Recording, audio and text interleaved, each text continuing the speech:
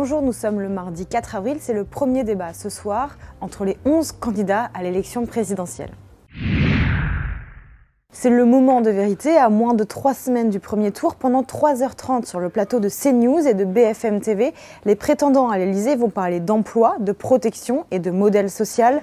L'occasion pour ceux qu'on appelle les petits candidats de se faire connaître, c'est le cas par exemple de Nathalie Arthaud qui a pris la suite d'Arlette Laguillet pour Lutte ouvrière. Vous avez raison de le souligner et j'en suis très fière. Et je suis très fière de mettre mes pas dans ceux d'Arlette Laguillet parce qu'effectivement nous n'avons jamais retourné notre veste. Et quand on regarde toutes les girouettes qui se présentent et qui justement s'orientent en fonction, comme si c'était un marché électoral, vous voyez, voilà. Alors la petite mesure qui va bien du moment, il y a une petite mode, on essaye de surfer dessus, il y a des préjugés qui montent parce que c'est la crise. Eh bien, on fait de la démagogie. Chez les autres, il n'y a pas de conviction. Eh bien, il y a beaucoup d'électoralisme, il y a beaucoup de démagogie. Eh bien, moi, je dis aux travailleurs, oui, le chômage de masse, ça reste le fléau. Pour les principaux candidats, il s'agira de défendre leur programme. Benoît Hamon devrait, par exemple, développer sa mesure phare sur le revenu universel.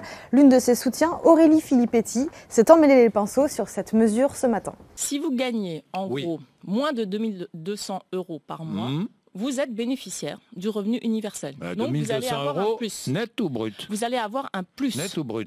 Brut.